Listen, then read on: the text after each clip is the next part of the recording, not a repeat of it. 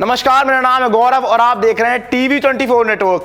हम सभी को पता है कल किस तरह से टीम इंडिया का विक्ट्री परेड निकाला गया मुंबई में। और मुंबई में ऐसा माहौल लग रहा था जैसे कि पूरी की पूरी रोडें, मतलब रोड आपको दिख ही नहीं रही थी 3-4 किलोमीटर तक का, जिस तरह से वहां पर माहौल था।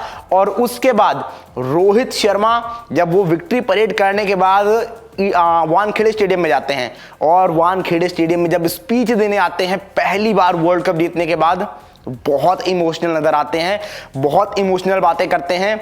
और वो इतने इमोशनल रहते हैं, इसका अंदाजा आप इस बात से लगा सकते हैं कि जब रोहित शर्मा बोलने जा रहे होते हैं तो शुरुआत में 14-15 सेकंड उनके पास शब्द ही नहीं होते हैं, तो बोलना क्या है आखिर। और वो एकदम से भावुक हो जाते हैं और उनकी आंखों से आंसू आ जाते हैं।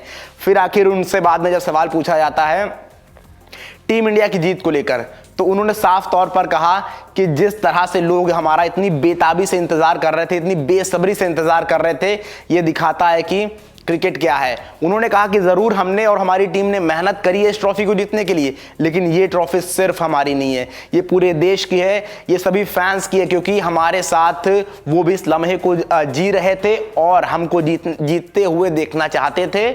और शायद उनकी ही दुआएं रहीं कि हम ये कर पाए, ये साफ तौर पर रोहित शर्मा ने कहा। और इसके बाद जब उनसे सवाल पूछा गया दूसरी चीज को लेकर कि 2007 और 2024 दोनों में से बेहतरीन कौन सा था, तो उन्होंने कहा कि मैं इसका कोई कंपैरिजन नहीं करूंगा। उन्होंने कहा कि हर वर्ल्ड कप अहम होता है।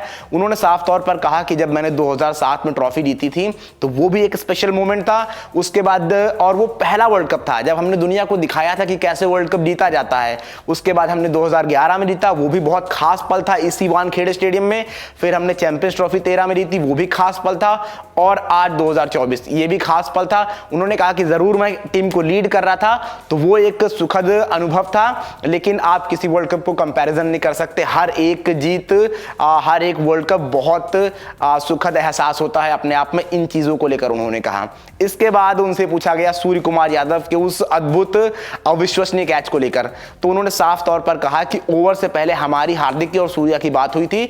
सूर्या लॉन्ग ऑफ पर था, मैं लॉन्ग ऑन पर था और हवा को लेकर हमारी बात हुई थी। तो उन्होंने कहा जब डेविड मिलर ने शॉट लगाया और उस प्रेशर ओवर में हार्दिक जब ओवर डाल रहा था, डेविड मिलर ने शॉट लगाया तो मुझे लगा एक समय की बॉल बाउंड्री पार कर गई है, लेकिन उसके बाद सूर्या ने जिस तरह से कैच लपका वो हम सभी ने देखा। और वो हाँ, हम समझ सकते हैं कि वो एक विनिंग मोमेंट था और वहां से लगा था कि मैच ये हमारे पाले में आ गया और हमको यहां पर आना था। और यही रीजन था कि सूर्या ने वो कैच पकड़ लिया। यानी उन्होंने कहा कि ये लिखा हुआ था कि टीम इंडिया वर्ल्ड कप जीतेगी और इसीलिए सूर्या के हाथों में वो कैच गया और टीम इंडिया वहां पर जीती। इसके बाद एक मजाकिया अंदाज में उनसे पूछा गया उनके एक पोस्ट को लेकर जो आप सभी को याद होगा, गार्डन में घूमने वाले लड़के। तो उन्होंने कहा कि लड़के गार्डन में तो नहीं घूमे। तो उन्होंने साफ तौर पर उन्होंने भी हंसकर कहा कि लड़कों ने बहुत मेहनत करी है, जिस तरह से यहां पर खेला है, सारी चीजें करी है, कोई गार्डन में नहीं घूमा है। इन सारी चीजों को लेकर साफ तौर पर मजाकिया अंदाज में रोहित शर्मा ने कहा और उसके बाद अपनी बात को खत्म किया। तो ये जीत कितनी अहम है ये आप रोहित शर्मा के इन शब्दों से समझ सकते हैं, उनके उस खामोशी से समझ सकते हैं। जब शुरुआत के 14-15 सेकंड वो खामोश रहे, कुछ बोल ही नहीं पाए। और ये जीत कितनी अहम है ये आप भारतीय फैंस की उन लंबी लंबी कतारों से समझ सकते हैं जो विक्ट्री परेड में आई थी।